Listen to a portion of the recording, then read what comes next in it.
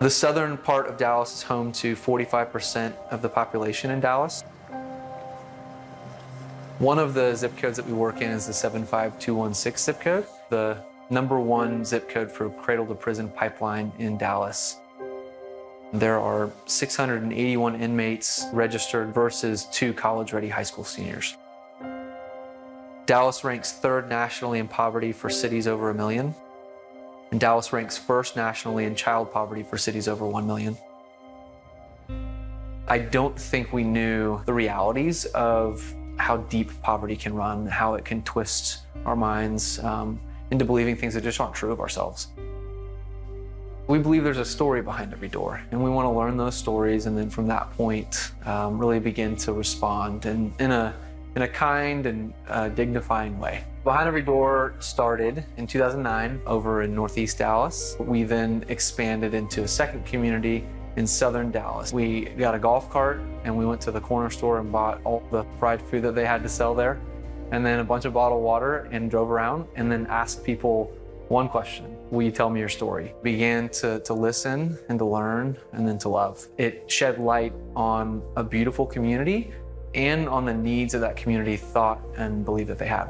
So I think it takes time to become part of a community. So we showed up every day and we're there every day. Our staff are on site all day, every day. It's life on life, walking hand in hand together and really understanding that person's needs and then connecting them to opportunities and resources that would help them move forward. They want a safer community. They want, grocery stores to come into that neighborhood, some other things, but by and large, they're happy and they just want to spend their days there. There are plenty of challenging moments. We went through a season where we began to see some crime that we hadn't seen since the day we showed up, and people were beginning to respond to the gospel in some ways we hadn't seen before, some very positive ways. And so then at the same time with this spike in crime, and it was just a dark kind of 6-month season. And yeah, that was hard to go, are we doing something wrong or what's happening here? We gathered on a Friday night and prayed and worshiped inside the apartment community, and it had a massive, kind of almost instantaneous impact. Poverty is a nasty mentality. It's the same reason that you might have somebody growing up in poverty say, well, I'm just going to get on some kind of an assistance program and I'm going to kind of live out my days here. And I think that takes time to say, well, no, these other things in this world are for you too. That job as a lawyer or as a doctor that you dreamed about as a kid, that's for you too. You can do that, and I want to help you get there. I want to help you kind of walk down this path to get there.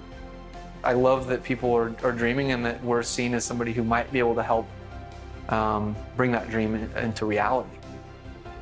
Isaiah 58 is an amazing chapter. If you get rid of the yoke among you, the finger pointing and malicious speaking, and if you offer yourself to the hungry and satisfy the afflicted one, then your light will shine in the darkness and your night will be like the noonday. The Lord will always lead you and satisfy you in a parched land and strengthen your bones. You will be like a watered garden and like a spring whose waters never run dry. Poverty can go away. That is what my heart beats for, is to see people go walk alongside somebody else.